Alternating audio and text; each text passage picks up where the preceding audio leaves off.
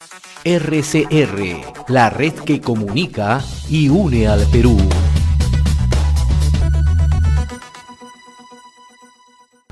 Vamos a conversar a esta hora y le agradecemos la amabilidad que siempre tiene con RCR a Julio Failón Rivas. Él es analista político, director de la revista Apuntes a Lápiz, y le agradecemos siempre la generosidad con nuestra estación. Qué gusto saludarlo, Julio, muy amable. ¿Cómo está?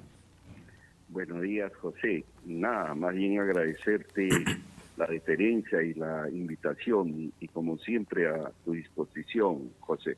Momentos difíciles para el país. ¿Cómo estás evaluando la situación? Hoy en la tarde se debate en el Pleno del Congreso en Lima la moción de vacancia. Hemos tenido oportunidad también de conocer en las últimas horas una sucesión de hechos, ¿no? De acusaciones, presuntas incriminaciones contra el presidente de la República y su entorno más cercano. El presidente ayer dio un mensaje a la nación, él reafirma que es una persona honrada, que no ha cometido ningún hecho, que forma parte de una campaña para generar un golpe. ¿Cómo estás mirando el tema? Bueno, nosotros hemos venido tocando el tema en los tres últimos números, ¿no? En el número anterior nosotros señalábamos esta jugada de Castillo con el disparo de la primera bala de plata. Era una jugada peligrosa, ¿no? Que al final terminó siendo un tiro por la culata, ¿no? O sea, para nosotros, tal como estaba hasta ese momento, antes de que solicitara la supuesta cuestión de confianza, movió innecesariamente el establo congresal, ¿no? Y eso hizo que más de una decena de congresistas que lo brindaban, ¿no? Al sentirse traicionados, empezaron a darle la espalda, ¿no? Y logran romper ese frente interno que aseguraba que el presidente no fuera vacado, ¿no? Entonces la oposición encontró el mejor momento para empezar a recolectar esos 87 votos para la vacancia, como es conocido, ¿no? Ahora, el problema empieza con el discurso en el pleno que dio el general Chiabra, que fue bastante contundente, sobre todo cuando hace el amague de despedirse de sus colegas, invitándolos a tomar sus tareas para marchar casas, si no vacaban lo más pronto posible al presidente, ¿no?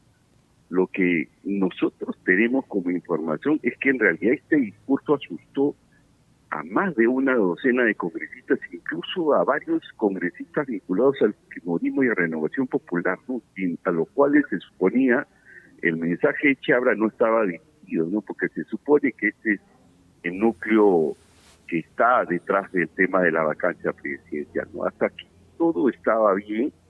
El libreto planteado hasta ese momento había logrado calar en un sector temeroso de congresistas. Ojo, estoy hablando de bloque de magisterial, estoy hablando de Perú Libre, ¿no? En realidad este sector vio por un momento en juego las preventas que tenían, ¿no?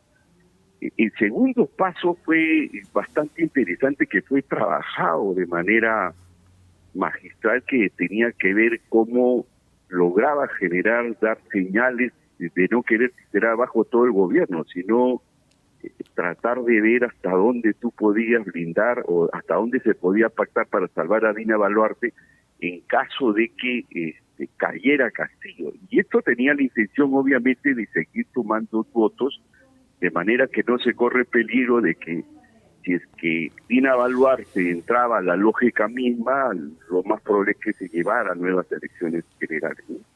Esta razón es la que ha llevado a la Subcomisión de Asuntos Constitucionales a archivar las denuncias que pesaban contra Dina Boluarte, ¿no? Hasta ahí todo bien, todo nos parecía que hasta el momento estaba en la lógica perfecta, casi perfecta. Habían logrado acercarse casi a los 87 votos, ¿no?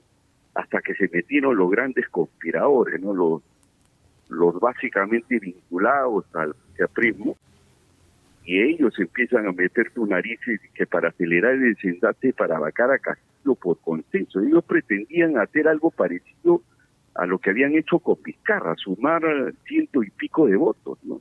Y ahí obviamente habla la rabia y la serenidad se pierde en la intentona de Bacar, y empieza este tema de los tweets que ya conocemos con el tema del golpe de Estado, pero básicamente encabezado por congresistas pues que en realidad pues no tienen la mejor carta de presentación, no empiezan a difundir la bola de que la institución del ministro, y justamente para generar las condiciones de un golpe de Estado, hacen que empiece esto a decaer, ¿no? Empiezan las sumas de las denuncias de Mari Carmen Alba sobre la suspensión de las actividades proselitistas de Antauro Humala, ¿no? Decían de que Humala se sumaba al golpe de Estado y con sus huestes reservistas se iban a tomar por asalto al Congreso, ¿no? En realidad esto ya empieza a ser menos creíble, ya empieza a ser algo de Ripley, ¿no? Finalmente el tema, como para cerrar con broche de oro, las conspicuas congresistas Norma Ayarro, Marta Moyano, Mari Carmen Alba, Málaga Trillo, empiezan a anunciar que se iban a pertrechar en el Congreso para defender el único bastión de la democracia, que todos sabemos que apenas alcanza el 8%. En realidad, con esta oposición vacadora, la mayoría congresal que en realidad no quiere arreglar un centavo de su sueldo que les todavía toca por cobrar, tenemos, creo yo, a mi entender, castigo para rato, ¿no? Si es que no procede el plan B, porque hay un plan B, el tema de la institución con 76 votos, ¿no? Ahora, esto de veras nos aterra, porque ese tema de que se vayan todos, cada día se aleja mucho más, ¿no?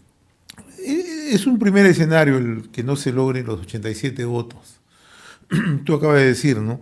Y esto, de una otra manera, significaría que el presidente va a permanecer en el cargo. Pero ¿dónde queda toda esta situación que se ha generado en los últimos meses? No digo en las últimas horas, ¿no?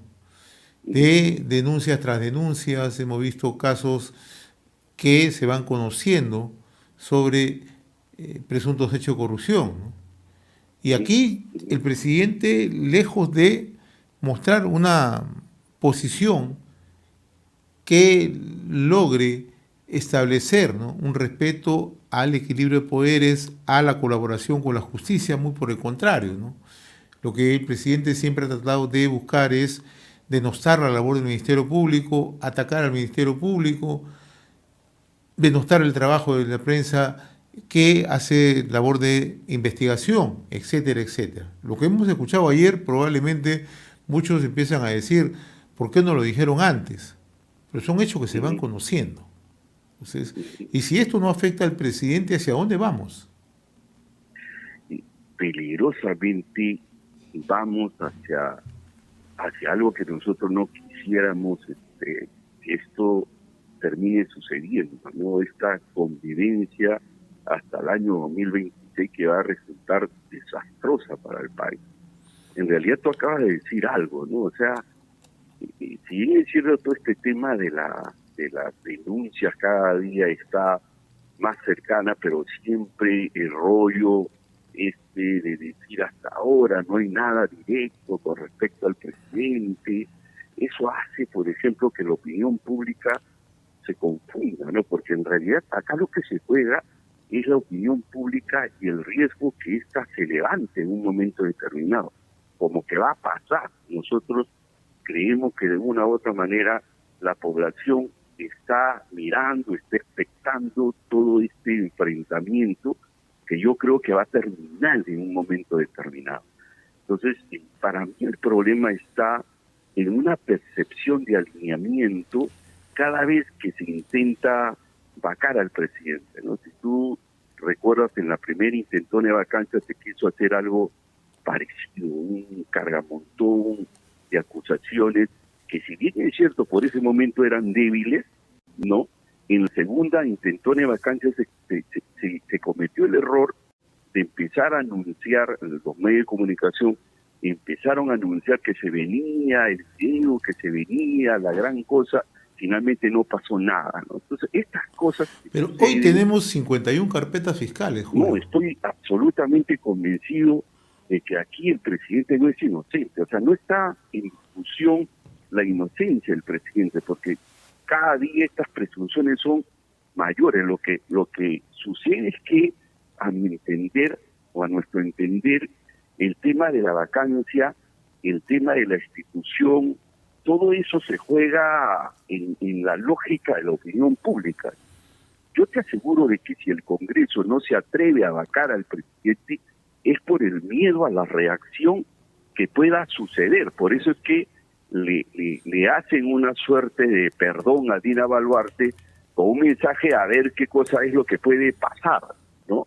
Para ver si convencen a congresistas de que si sacan a Castillo una sucesión, va a ser un tránsito relativamente tranquilo. Eso es muy difícil saber si va a suceder o no. Entonces, nadie quiere arriesgar absolutamente nada. Las evidencias cada día son mucho mayores, pero estas evidencias no calan o no terminan calando en la población. Entonces, que un presidente de la República con 51 carpetas abiertas, en lugar de bajar, su popularidad frente a la opinión pública, termina subiendo. O sea, eso quién lo entiende, ¿no? Y esto lo podríamos entender porque en la calle, en un sector de la población, no cala este mensaje y no termina que el presidente caiga. Yo te aseguro, y esto creo que lo hemos conversado más de una vez, de que si esto sucediera normalmente, si es que no se exagerara, si es que no se planteara un libreto, si es que no se alinearan todos, yo creo que el presidente tendría ahorita una popularidad mucho más bajo de la que tuvo en un momento determinado Alejandro Toledo, por ejemplo, y que nadie lo vacó.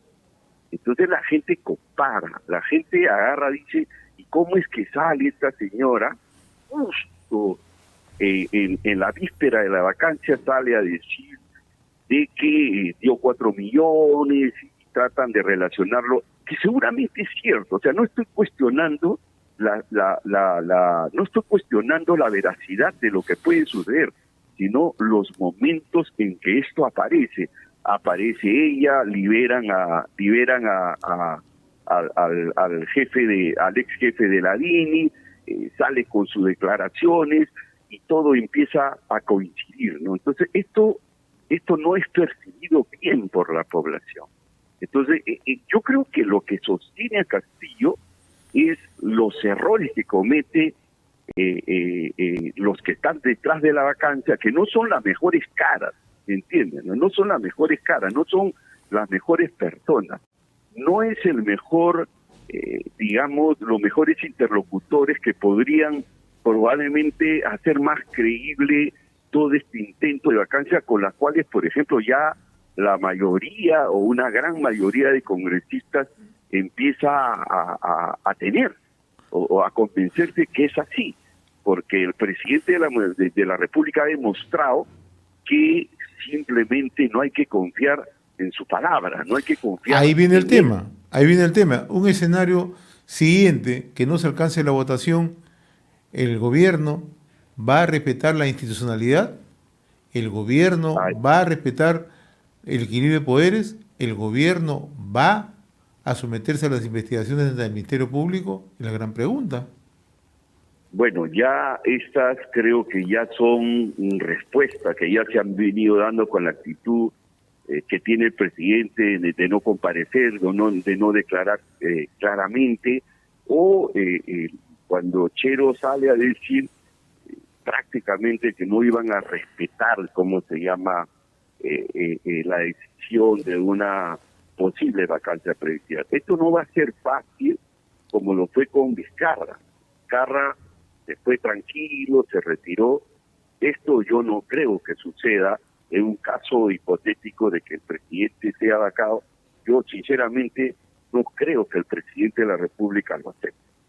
No creo, sinceramente te lo digo, si la pregunta es esa, ¿no? O sea, yo creo que se va a pertrechar como lo han hecho la Moyano, como lo han hecho ellos en el Congreso, algo parecido va a suceder. Como de la misma manera, ¿no? Si es que en algún momento se logra la disolución del Congreso, yo también dudo que, ¿cómo se llama? El Congreso lo acepte. O sea, acá ya no hay una crisis política, acá empieza a haber una descomposición institucional que es mucho más que una crisis política. O sea, las instituciones han empezado a descomponerse y nadie respeta nada, absolutamente nada. Simplemente están en un tire-jala, en un enfrentamiento brutal donde el país está al medio. Eso realmente es algo que hay que empezar a construir una corriente de opinión de que pues ya de una vez ya ha llegado el momento pues de que la sociedad civil organizada ponga el punto sobre la... El otro tema que tú mencionas, ¿no? Con este cúmulo de hechos que se van conociendo de presunta corrupción, con una serie de antecedentes, no de ahora, sino de antes, que siempre apuntaban a hechos de corrupción desde la figura presidencial, ¿no? Pero con un apoyo que supera el más del 30% para que el presidente permanezca. ¿Eso qué significa, Julio? Que en el Perú nos estamos acostumbrando a convivir con la corrupción, que la corrupción ya está institucionalizada, que ya no nos preocupa que se registren estos hechos de corrupción, recordando la frase de Granja Mocho Rodríguez, ¿no? En Moquegua, ¿no? Justificando los hechos de corrupción, otros se la llevaron en carretilla, yo me llevo un poquito. O sea, ¿eso está institucionalizado en el Perú? Mira, yo creo que estamos en camino a eso. Yo creo que más que el tema de la tolerancia a la corrupción, tenemos una desconfianza brutal a todo, hacia todo, ¿no? Hace poquito, seguramente tú debes haberte enterado de una encuesta con respecto a la confianza que generan las instituciones, ¿no? Claro. A la credibilidad que tienen las instituciones, ¿no? Los partidos políticos tienen un 3% de credibilidad, los partidos, ¿no?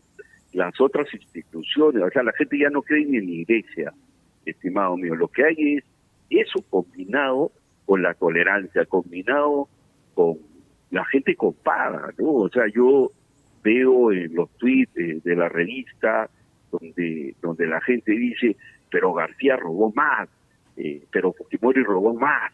O sea, un poco ya empieza a compararse quién robó más. Y ahí está pues el achaque de decir de que Castillo robó menos, o que son algo así como la banda de Choclito y todo eso. Y yo creo que ni siquiera llegan a la categoría de la banda de Choclito.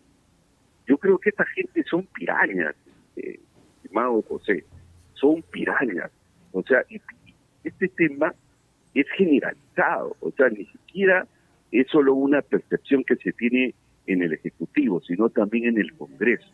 Si tú empiezas a analizar los niveles de asesores que tienes en el Congreso, te vas a encontrar igual con lo mismo, te vas a encontrar también con pirañas, te vas a encontrar con gente que no tiene ningún tipo de nivel. O sea, eso es expresión de cómo la institucionalidad empieza a deteriorarse. Ya no necesitamos, José, poner el dedo para que salte la pus. La pus salta sin que tú coloques o aprietes nada. En efecto, la situación es bastante delicada, Julio, ¿no? Vamos a ver qué ocurre esta tarde, vamos a ver qué se presenta, cuál es la decisión que se adopte en el Congreso, pero adicionalmente el otro tema es cuál va a ser, a partir de la decisión que tome el Congreso, la actitud que tome el propio gobierno, ¿no? Porque como tú mencionabas algo bastante interesante, ¿no? Las declaraciones de Félix Chero el último domingo, ¿no? Que no son precisamente un lecho de rosas, ¿no? Claro, el día lunes indicó que eso no era el contexto, que no quiso decir eso, pero lo dijo. Y en realidad podríamos estar ante un gobierno que se resista precisamente a acatar cualquier decisión que se pueda adoptar desde el Congreso. Sí, pues, en realidad, como te decía, entramos a la fase ya de descomposición, si es que no se resuelven estos temas. A mí me aterra lo que viene después de esta disputa, porque en algún momento esto tiene que tener un desenlace absoluto. Yo estoy convencido que tiene, para bien o para mal, tiene que tener un desenlace. Y esperamos pues que este desenlace sea un desenlace, ¿cómo se llama?, que nos dé cierta esperanza al final del túnel, ¿no? Porque yo tenía una ligera, a pesar de que desconfiaba de que la OEA pudiera ser una suerte de catalizador o un interlocutor, termina, si bien es cierto, dando un pronunciamiento con actos de concertación y todo eso, pero muy pegado hacia un solo sector. A mí me hubiera gustado que también se tocaran los grandes temas del país, ¿no? O sea, los grandes temas que tienen que ver con la otra parte, ¿no? Con los actos de corrupción, o sea, que planteara alguna salida con respecto a eso, pero también que se considerara la opinión de la sociedad. O sea, nosotros estamos pintados, la sociedad civil está pintada. O sea, ni una sola recomendación, ni una sola pregunta hacia la sociedad civil. La sociedad civil tiene una opinión y su opinión es que se vayan todos. O sea, estamos hablando del 87% de las personas que opinan que ni uno ni el otro. Y lo que quiere la gente es nuevas elecciones. Y lamentablemente esto no ha sido ni siquiera tocado ni por asomo, ¿no? Vamos a ver lo que ocurre esta tarde, Julio. Vamos a estar atentos al desenlace y lo que se viene hacia adelante. Un fuerte abrazo, como siempre, Julio. Muy amable. Muchísimas gracias, José, y anunciarles que ya está el número 93, apuntes al lápiz con su titular, vacancia 3.0. Muchas gracias. Y lo que José. se viene, seguramente el próximo número ya va a apuntar hacia el próximo escenario o el próximo escenario que se pueda presentar. Siempre agudo, justamente apuntes al lápiz. Nos ha robado el pensamiento, ¿no? Justamente el próximo número tiene que ver con los escenarios post intento de vacancia o post vacancia, para ser justos, ¿no? Para ser justos. No vamos a cerrarnos. Sospechamos que puede suceder, sospechamos que ojalá haya un desenlace positivo para el país. Muy amable, gracias, Julio. José. Éxitos a través de Apuntes al Lápiz, una publicación que invita a la reflexión, el diálogo y sobre todo pone el tema de agenda en debate, no solamente en el sur del país, sino también ya a nivel nacional. Abrazo, Julio. Éxitos. Gracias. RCR, la red que comunica y une al Perú.